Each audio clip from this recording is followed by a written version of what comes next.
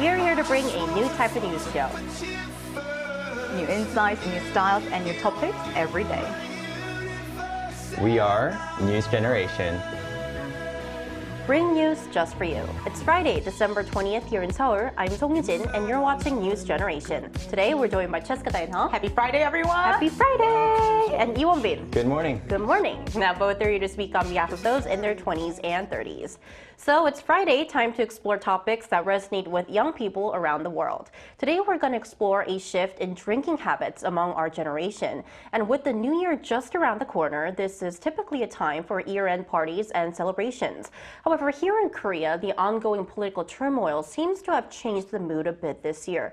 But still, I want to ask our panelists, do you have any exciting plans for year-end gatherings? Yeah, so I have a really cute little tradition. Please share. Yes, I do annually, which I'm excited to share. So I gather like a group of people and we do a PPT presentation on how the year was.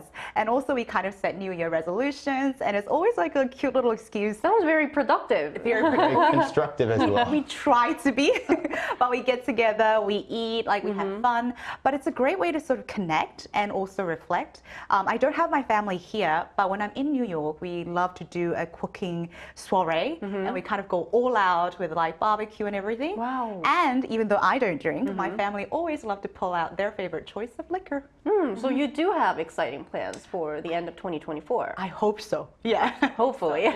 What about you, Won-bin? Well, my plan is not as productive as Cheska's. It's hard to win Cheska's plan, I I think. agree. It's not a competition, but thank you. I'm just trying to set up like a year-end dinner with my family because as a freelancer, it's very difficult to regularly go and say hi to my family. And normally my family likes to eat like traditional Korean meals, such as Korean barbecue or kalguksu for family gatherings. Yes. But this time, because it's the year-end, Christmas is around, I'm trying to invite them to like a little steakhouse just so that they can kind of enjoy the year-end Christmas mood. Yeah, trying to spice things up a little bit. So will alcohol be involved in that party or not? I'm not sure because most of my cousins are like, they're still going in elementary school. And yeah, and a lot of people care about their health. So my family is not actually that centered for alcohol. I see. Now, the reason why I asked this question to Won-bin is because for a long time, alcohol has been a central part of these gatherings among adults, but it seems like Gen Z in our generation in particular is actually breaking away from this culture. Yeah, and this was actually really interesting, and I'm quite excited to talk about today's topic, particularly because during my college years in the States, there was some budding movements of like quote-unquote sober challenge. So they would do like dry January, and it wasn't very active nor popular. And as a non-drinker, I know my friends really respected my choices, but I don't think I was ever like in the majority group. But recently, as we're talking about in today's episode, there are new lingos coming up like no low, Right. no low alcohol, No and low alcohol. and sober-curious, and when there are new lingos on the rise, It is a trend. new hashtag is going to be up on social media. So let's take a look at the screen to see if the actual numbers actually reflect this change. So when they actually did a survey, I was quite excited to actually learn that almost 1/3 of the people have never drank. Wow. And even 25% of people has answered rarely. And like 20% of people only drink about 1 to 2 times a week. And I think Forbes even published an article that said like Gen Z drink about 20% less than the millennials. So all of these findings to me is not only surprising, but also I feel like I'm gaining some support from the non-drinkers that I didn't get in my time. So they're not only just being sober curious, they're actually more of them are going sober. Yeah, apparently so. Then I want to ask you, Won-bin, you're a Gen Zer yourself. I want to ask you whether you're actually witnessing this change among your friends as well. Absolutely. I am definitely witnessing it. Compared to the past, I feel like although heavy drinkers do still exist, people are finding more alternatives and different options when it comes to their method of socializing. And the drinking culture, the pressure is actually changing a lot. A really good example for this is the MT culture in university, which is basically just like a freshman party. Right. If we rewind about 10 to 15 years ago to the past, you were basically forced to drink a ridiculous amount of alcohol. From a very big dish sometimes. Yes, and you would put in, like, you squeeze in lemon or something. You would put all kinds of weird things, and you would get approved once you either black out or get absolutely wasted. However, according to my students who recently entered university, they said that the atmosphere changed a lot and people weren't really forcing anyone to kind of drink a lot. And on top of that, flavored alcohol such as fruit soju or even non-alcoholic beers give a very soft alternative for non-drinkers to participate in the atmosphere while not drinking.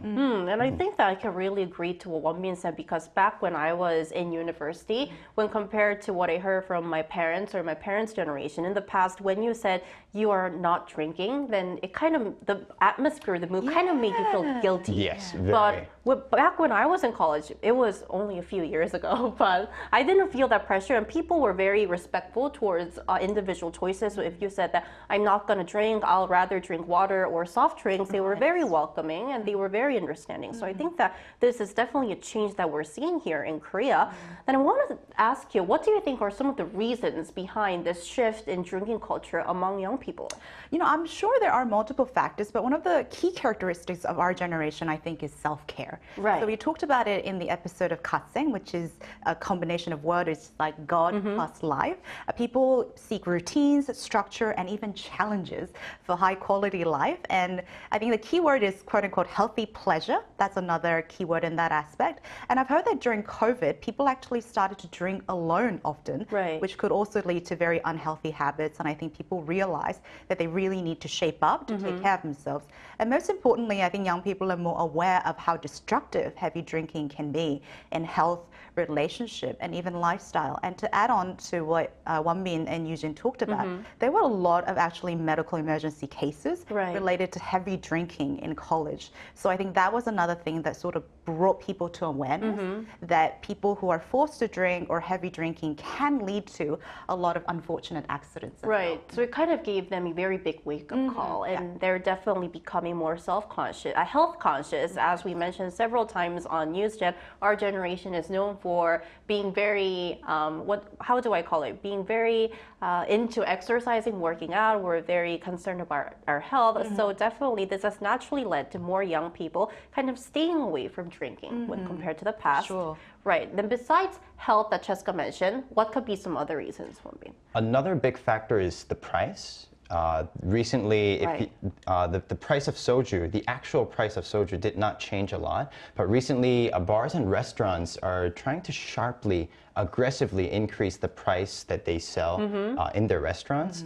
Again, 10 to 15 years ago, the expected price of soju in a restaurant was somewhere around $2 to $3. But nowadays, if you go to the, for say, hot places, the popular places where young people like to go, it is easy to find sojus at $4, $5, and even $6, $7 in some premium bars. So the price is more than doubled. It almost doubled, and I think it is not stopping. They're all saying that they're going to increase furthermore. So the price itself is a big barrier for young people to start drinking. However, this is also kind of tied to the katseng trend that Cheska mentioned, because obviously the price is a burden, but splurging or spending unnecessary amount on drinking is kind of against the ideology of katseng, of like taking care of yourself and like doing healthy things. And this pushes youngsters away from drinking like even more. And overall, I feel like drinking alcohol is just being considered distant from preparing for the future or long-term distances or kind of grinding in the hustling culture. So more young people are thinking that it's definitely not worthy. It's not worth to invest that much of your money to drinking, especially at a time when the prices of these drinks are getting higher and higher. And I think that it's not just being health conscious and the price, but we can't also overlook the role of social media in further fueling this no-low or sober-curious challenge, right? As I mentioned, if there's a new lingo on the rise, you know it's going to be on social media. And even before, there were a fair amount of like sober challenges, like most famous being like Sober October and Dry January, which my friends also participated in. I would be their emotional support as the non-drinker. And now it has obviously expanded into the social media space. And apparently, if you Google like Sober Curious, there are numerous like challenge videos, people's testimonials about their journey through sobriety, and people like sharing and creating like a community of like 30-day, 100-day, and people keeping accountable of each other's, hashtags and the sobriety challenge. And I think what this does is, one of the great things about social media is that it fosters community. Right. So people find like-minded people, get more information, and then find support. But it has been particularly good for people who are more on the serious spectrum. So like people who are in the addict, who really need this kind of constant support and community to keep going. So in that aspect, I think social media played a pretty positive role in kind of fostering that kind of strength among people. Definitely. And so far, we focused on the consumer side, but I would now like to shed light on the producer side of these drinks as well, because for years, beverage companies pretty much heavily relied on this end-of-year drinking culture to boost their sales. But it seems like this change in drinking habits among young people is not only changing social dynamics, but also impacting the alcoholic beverage market. That is absolutely correct. Like you just mentioned, due to the shift in the demand, the non-alcoholic beverage market is growing sharply and projected to grow about 7% annually for the next few years. And moreover, a lot of public areas such as plazas or parks around the world are actually prohibiting the consumption of alcohol. And we can even find sober bars which only serve non-alcoholic drinks. Personally, it's really interesting to see this shift because, there is a say that says nothing lasts forever. And I thought that alcohol would be the one thing that we would watch it not go down. It would be something that lasts forever. It has lasted for centuries, if not millenniums, if you look back in the history. But I guess the old sayings are always true. Right. And I also found it very interesting that Oktoberfest in Germany, which is a very big festival that takes place every year, for this year it introduced a non-alcoholic bar. I love that option. Yeah, and there were a lot of non-alcohol beverages on its menu. So we're definitely seeing this non-alcohol or low alcohol trend being implemented or being introduced in many parts of the world. Then it's like a surprise question, but have you guys tried no or low alcohol drinks? I actually have. Really? So because obviously I can't drink and I don't drink, I go to bars and I would always order like version drinks. So those would be like the no or low alcohol. Like a mocktail? But one thing that I was really, really happy about, which I'm learning from today, is I was always craving for like a sober bar. Like I wish there was a bar, because I love the bar vibe and the mood and everything, but I just wanted to be there and, feel less guilty about ordering like a Coke or like a non-alcoholic option. So when they actually started introducing, or when these kind of challenges come up, I think it also widens the market for consumers like ourselves who don't drink, for us to actually still go out and become consumers in even the liquor market for non-drinkers. Yeah, and it could actually become a good opportunity for these alcoholic beverage markets to expand their business. Yeah, exactly. Then as a non-drinker yourself, to Wonbin, have you tried these drinks as well? I have, and I have an enlightenment that I could give you guys, a fresh new perspective. Please do.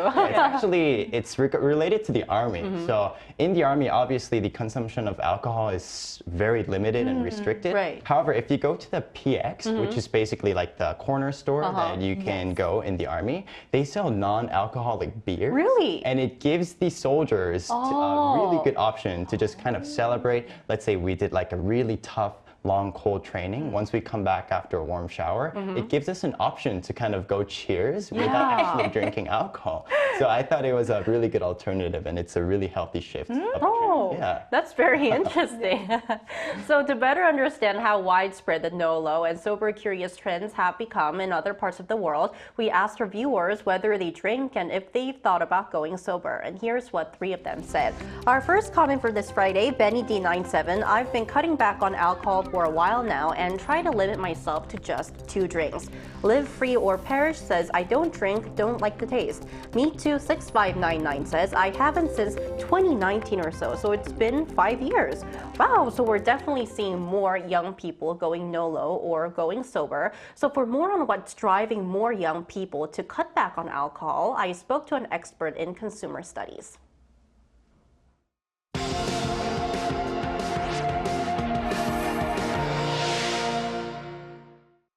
NewsGen wants to hear from you. Go to YouTube and search our channel Arirang.News. Click Community and leave a comment down below. Make a new type of news with us.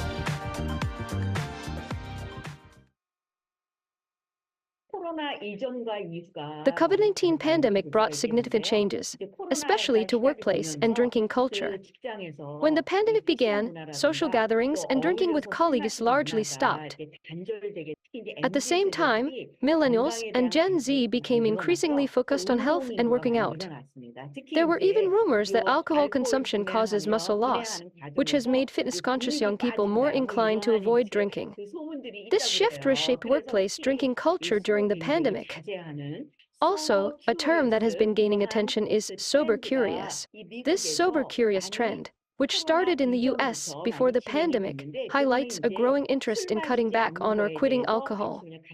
It began with people seeking to overcome alcohol dependence and has since become a popular topic on social media and online communities.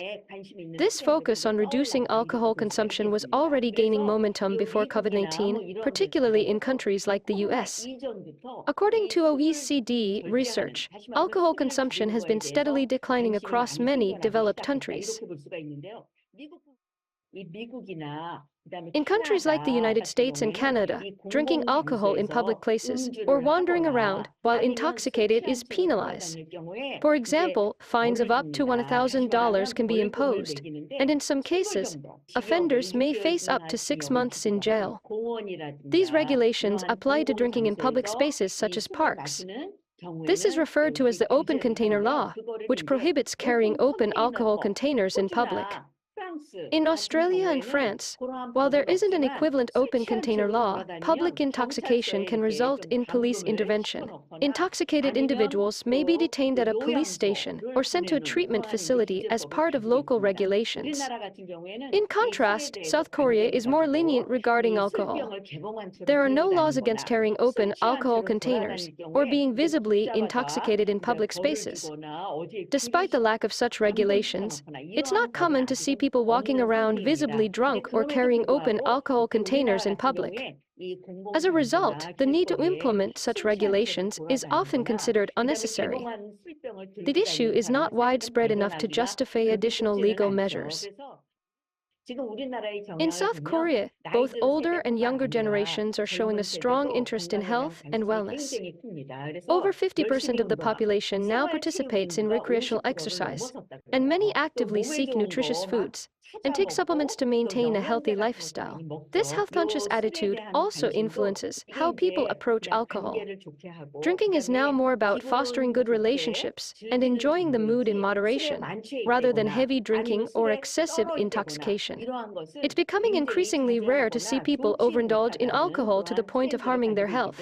This shift has contributed to a decline in overall alcohol consumption, leaving beverage companies facing new challenges. In response, many have started to introduce low alcohol and non-alcoholic options to cater to changing consumer preferences. At the same time, the culture of enjoying a wider range of alcoholic beverages is expanding. Instead of sticking to traditional drinks like beer and soju, people are exploring options like makgeolli and wine.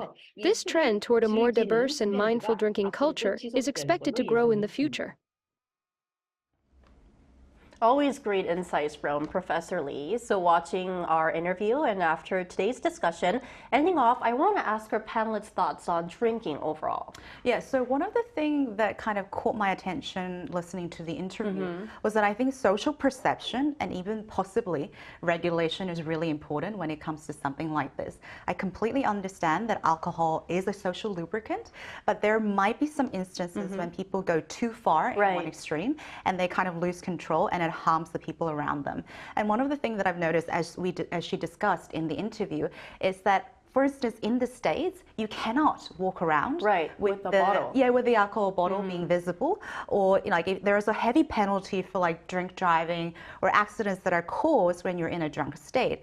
When that becomes too lenient, or even like sometimes social media or the media content romanticize or normalize, as we discussed prior to our show, I think it kind of implants a social perception in people's mind that this can be normal and it can be acceptable. But I think that needs to change in order for our social culture to change. And one other thing I'd like to add is that it's totally okay to enjoy it in moderation.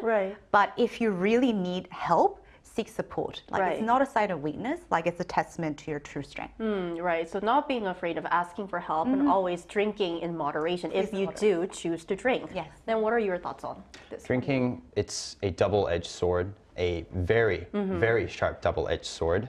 Therefore, obviously, it must be handled with caution and moderation.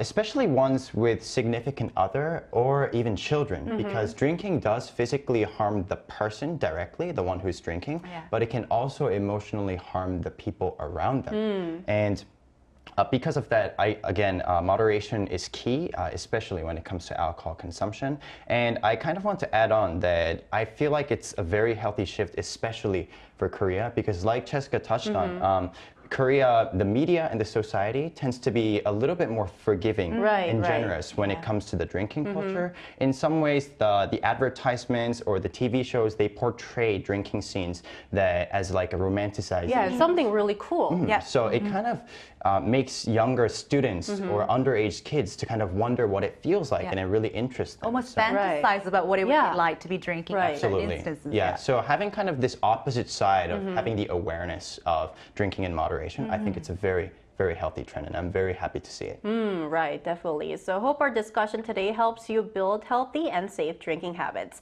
And that's all from NewsGen today, but we'll be back next Monday at 10:30 a.m. Korea time. Special thanks today to Cheska Dayanha. Pleasure's always mine. Thank you. Thank you. And Iwon Bin. Always a pleasure. Thank you. And thank you everyone for watching and have a lovely weekend.